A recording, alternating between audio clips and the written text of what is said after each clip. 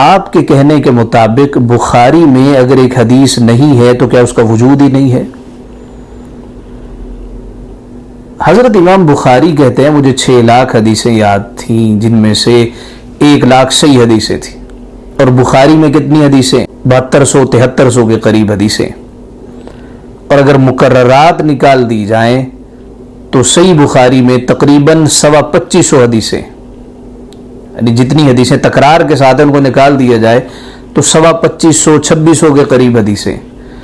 تو وہ صحیح حدیثیں جو امام بخاری کو 1 لاکھ کے قریب یاد تھی وہ کدھر گئی؟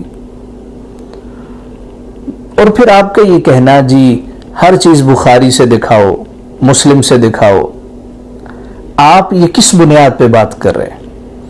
یہ ایسے ہی ہے کہ ہمارے جسم کا سب سے بہترین حصہ کون سا ہے؟ دماغ. یہ بات ہمیں بتاتا کون ہے جی؟ دماغ.